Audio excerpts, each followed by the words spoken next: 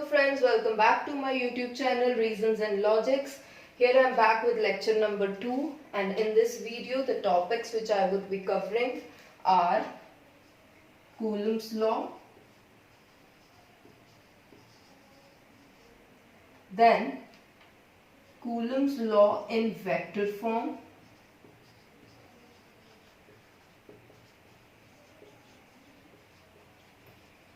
next we'll be studying about dielectric constant, or we call it as relative permittivity,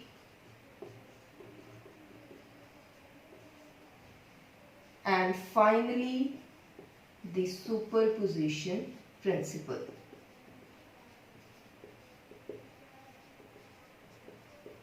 Okay, so without any further delay, let's get started with our first topic. Okay, so let's start with the first topic, that is Coulomb's law of electric force.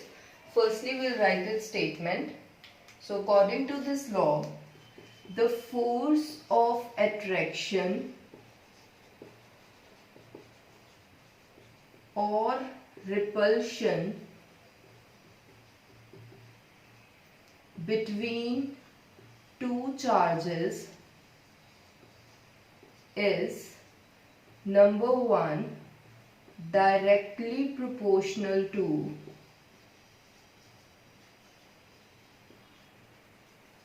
magnitude of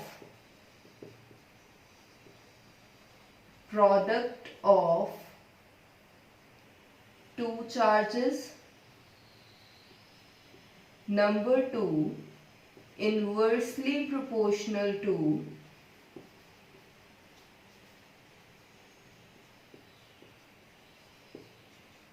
square of the distance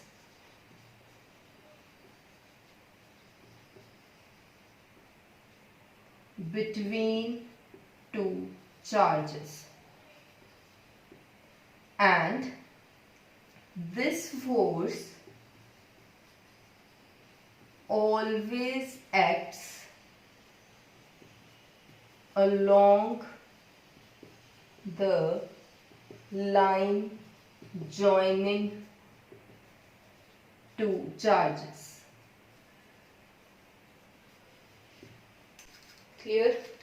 Now see, if we have two charges, say Q1 and Q2, separated by a distance r, how can we write the formula for Coulomb's law if we have this kind of system? So see, according to our first statement, Coulomb's force is directly proportional to product of the magnitude of two charges, that is Q1 and into Q2.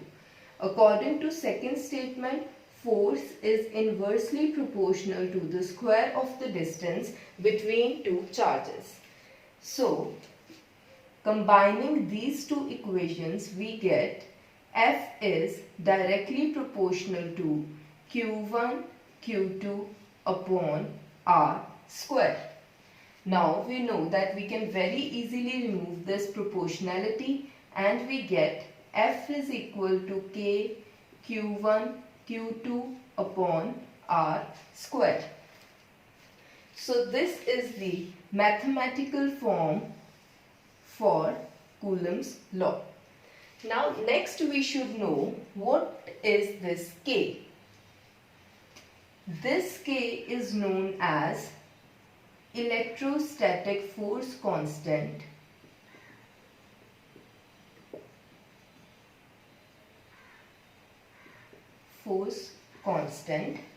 and value of this K depends upon the medium in which these two charges are placed.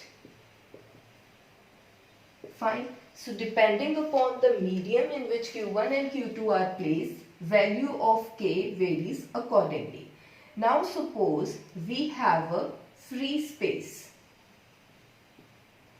For this case, according to SI system of units, K is given as 1 upon 4 pi epsilon naught, where pi is equal to 3.14 and epsilon naught is the permittivity of free space.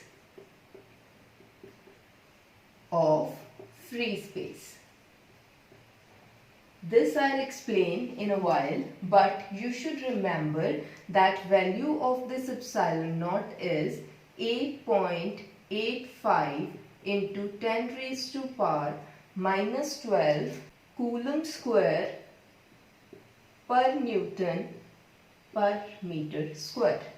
This value you should remember always. Now, putting the value of this epsilon naught here and value of pi is equal to 3.14, then k comes out to be 9 into 10 raised to power 9 Newton meter square per Coulomb square. Fine. So, technically our formula for free space in SI system of units becomes 9 into 10 raised to power 9 Newton meter square per Coulomb square into Q1 Q2 upon R square. Fine. So this is the formula that we are getting for Coulomb's law. Okay, so next we are going to define 1 Coulomb. So let's start that. So the formula that we had was 1 upon 4 pi epsilon naught Q1 Q2 upon R square. If we put Q1 is equal to Q2 is equal to 1 Coulomb and R is equal to 1 meter, then find the value of F. Then F comes out to be 9 into 10 raised to power 9 Newton meter square per Coulomb square into 1 Coulomb into 1 Coulomb upon 1 meter square.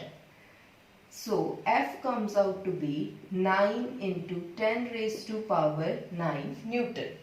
Now this will help us explain what do we mean by 1 Coulomb.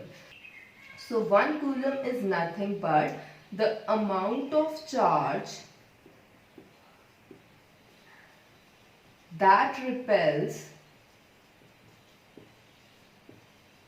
an equal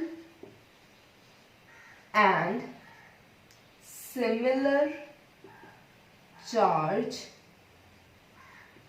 with the force of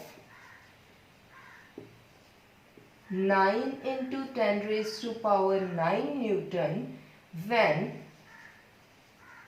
placed in vacuum at a distance of 1 meter from it. Fine. So this is what we have done here. So this is the amount of charge which repels the similar charge which is equal in magnitude with this charge with the force of 9 into 10 raised to power 9 Newton when placed at a distance of 1 meter from it. Fine. So this is the definition of.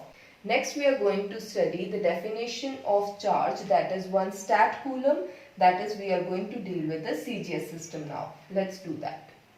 Now for CGS system, this is what? This is K. So for CGS system, magnitude of K is 1 and units for CGS will be dyne, centimeter square, stat coulomb raised to power minus 2. Fine. So next we are going to put value of Q1 is equal to Q2 as 1 stat coulomb and R is equal to 1 centimeter. So very clearly F comes out to be 1 dyne. So again we can define 1 stat coulomb as charge which repels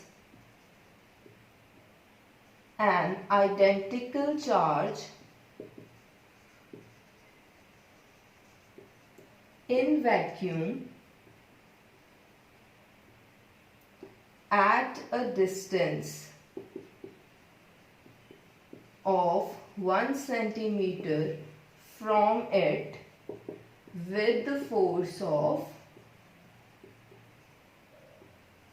1 done. Okay. So this is how we have defined 1 coulomb and then 1 stat coulomb.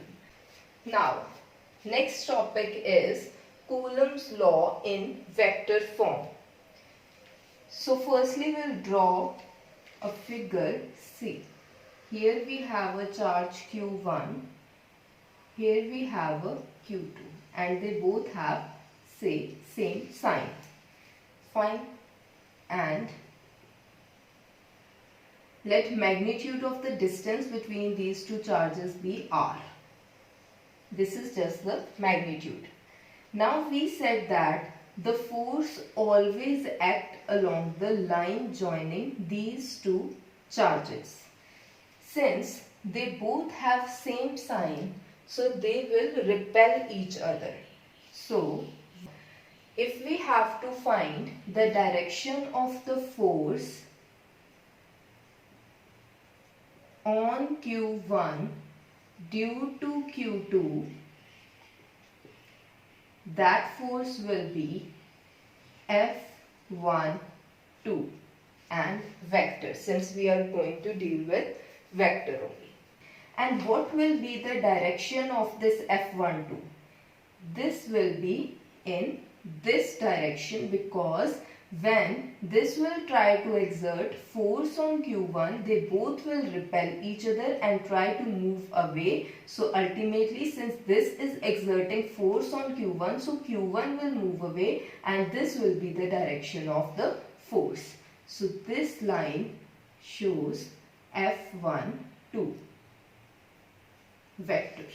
Similarly, direction of the force F21, that is force exerted on Q2 due to Q1, will be this. Now, the position vector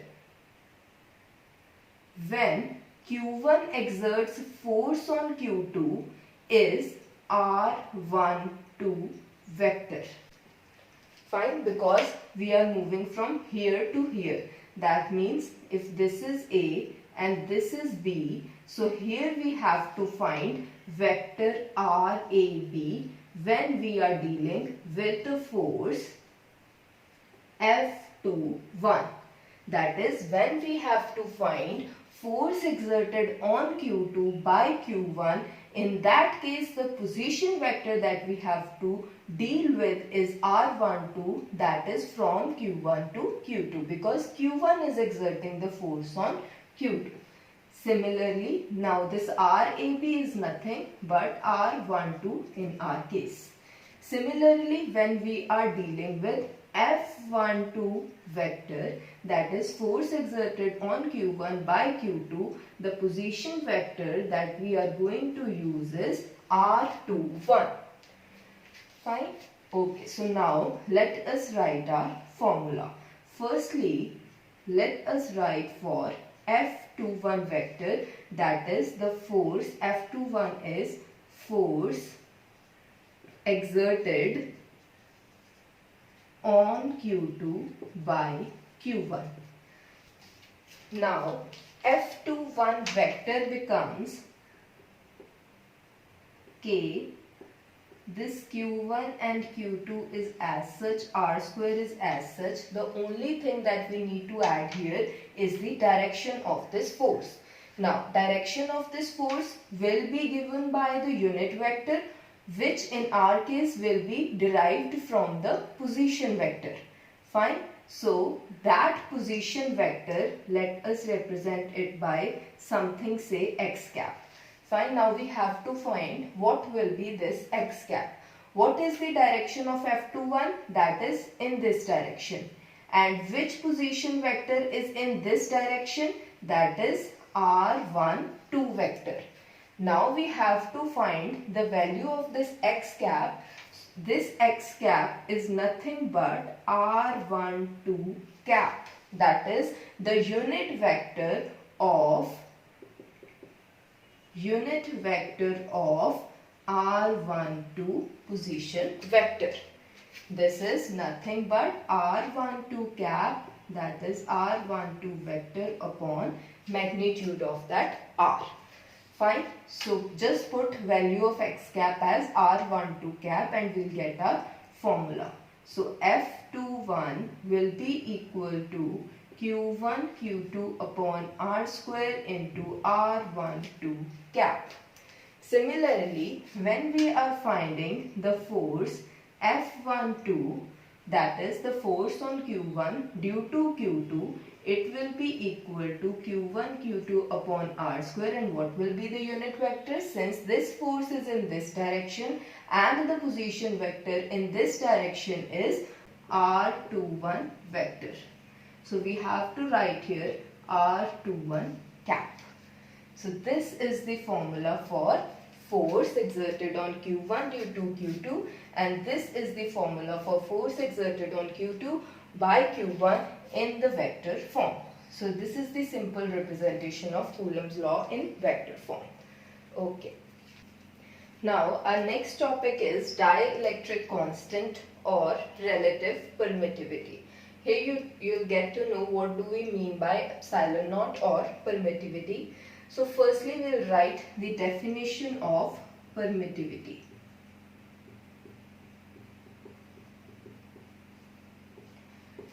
Fine. So it is the property of the medium.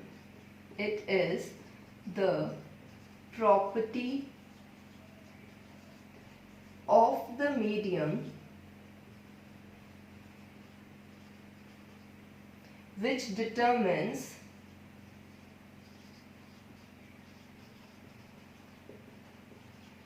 the electric force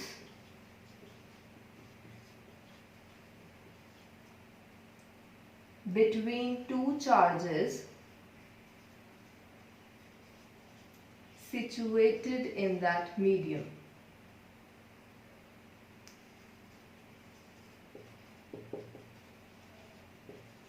So this is just the property of the material which influences the amount of force between the two charges. Suppose that in one medium our permittivity is epsilon naught, and in second medium it is epsilon naught upon 80, that is 1 by 80th of epsilon naught. So see how our force will get affected. So in this case let force be F1, it will be equal to 1 upon 4 pi epsilon naught Q1 Q2 upon R square.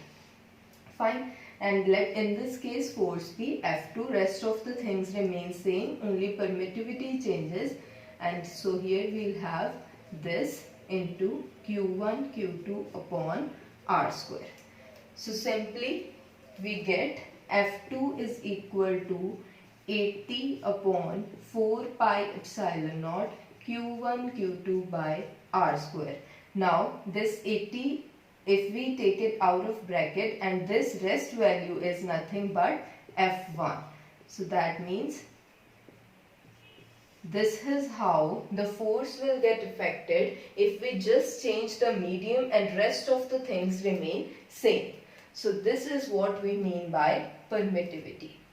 Next we are going to study what do we mean by dielectric constant or relative permittivity. See, now for the case of vacuum, our equation is 1 upon 4 pi epsilon naught Q1 Q2 upon R square. Fine. Now if we place these two charges Q1 and Q2 in a medium which has permittivity equal to say epsilon. Fine. So it has epsilon. Fine. So what will be the force? So force in that medium, let this be equal to F medium, would be 1 upon 4 pi epsilon, because now our permittivity is epsilon and not epsilon naught. Fine. In rest of the things remain same. Fine. Now simply dividing these two equations, we get F vacuum upon medium is equal to 1 upon 4 pi epsilon naught Q1 Q2 upon R square upon 1 upon 4 pi epsilon Q1 Q2 upon R square. Solving it, we get epsilon upon epsilon naught. Fine. So, this ratio is known as dielectric constant K, or relative permittivity represented as epsilon R, is equal to F vacuum upon F medium, which is equal to ratio of the permittivity of the medium to the permittivity of the vacuum. So this is what we mean by dielectric constant or relative permittivity. Fine, or simply we can say that it is the ratio of the force experienced or the force between the two charges in vacuum to the force between the two charges placed in a medium. Fine.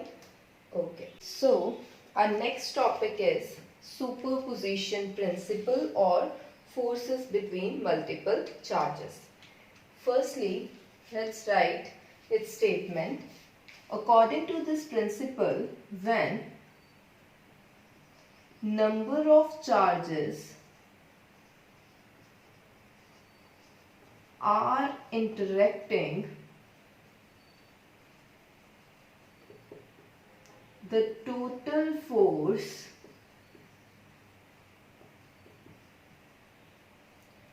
on a given charge is vector sum of the forces exerted on it due to all other charges and force between any two charges is independent of the presence of other charges. So, when in a system we have number of charges and we have to find the total force on one charge due to all other charges, Q1, Q2 up to so on. Fine. So, according to superposition principle, the force on Q due to Q1, Q2, Q3 and so on will be the vector sum of these individual forces, and the force exerted by Q2 on Q will be independent of the all other charges, because in Coulombs law we study the interaction between two charges only. So when we are studying the force between Q2 and Q, we have nothing to do with the presence of other charges. So this is what superposition principle says. Now we will derive the mathematical form of this principle. Now see, we will first do for two charges, that is force exerted on one due to Q2 and Q3, and then we will derive for the n number of charges. See, here I have drawn the figure. Suppose at point A we have Q2, at B we have Q1 and at C we have Q3. The position vector of Q1, Q2 and Q3 from origin, let those be R1, R2 and R3 respectively. And since they all have the same sign, so they will repel each other. Hence, this is the direction of F13 and this is the direction of F12. And their resultant is given by F1. Now let us write what will be the force F1. So for that, we should first have the value of F13 and F12. Then we'll add them in the vector form and we'll get the value of F1. So our F1 ultimately is going to be F13 vector plus F12 vector. Fine. Now I have written OA as R2 vector and OB as R1 vector. Now, since this is the direction of the force F12, that is the force exerted on Q1 due to Q2, so we should have the value of the position vector pointing in this direction so that we can write our force formula completely. Fine. So, firstly our task is to determine AB vector. What will be AB vector? Now, in this triangle, we can apply the triangle law of vector addition and we get R2 vector plus AB vector is equal to R1 vector. Fine. Now, AB vector will be equal to R1 vector minus R2 vector. And I am giving this AB vector the name as R12 vector. This is equal to R1 vector minus R2 vector. So, the position vector acting in this F12 vector direction will be R12 cap. Similarly, next task is to find the value of BC vector, and BC vector will come out to be R1 vector minus R3 vector, and I am naming it as R13 vector, which is equal to R1 vector minus R3 vector. Fine. And the position vector will be R13 cap. Fine. Now we are in a position to write the value of F12 and F13. So following the rule which I explained while writing the Coulombs law in vector form, we can write F12 vector as K Q1 Q2 upon R12 square, that is the magnitude of the R12 position vector, into R12 cap. Fine. Similarly, F13 will be equal to F13 will be K Q1 Q3 upon R13 square into R13 cap. Fine. Okay. So, from this and this, our F1 vector comes out to be K Q1 Q2 upon R12 square into R12 cap plus K Q1 Q3 upon R13 square into R13 cap. So this is the total force on charge Q1 if we have two other charges present. Fine. So following this equation only, we can write the complete equation if we have n number of charges. So following this equation, we can write the equation if we have in total n number of charges.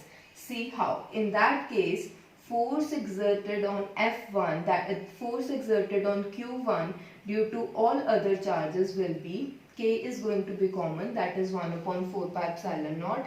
Then we'll have Q1 Q2 upon R12 square into R12 cap plus Q1 Q3, that is force exerted by Q3 on Q1, that will be R13 square into R13 cap up to so on. The force exerted by Qn on Q1 will be Q1 Qn R1n square into R1n cap. So in the form of summation, F1 vector comes out to be K Q1 summation over J, this is Qj this is R1j square into R1j cap. So this is the general formula for the superposition. Okay, where finally we can write R1j vector is going to be R1 vector minus RJ vector, right? Like we defined it for R12 and R13, and R1j cap will be equal to R1 vector minus RJ vector upon magnitude of R1 minus RJ vector. From this we all know. Okay, so this was all about the superposition principle. So friends, this was all about lecture number 2 on electric charges and field. I'll see you all soon in my next video. Till then, take care. Bye-bye. If you like this video, do like it, share it, and don't forget to subscribe my YouTube channel. You can also follow me on Instagram. My Instagram ID is mentioned on the screens and link will be mentioned in the description box. Thank you.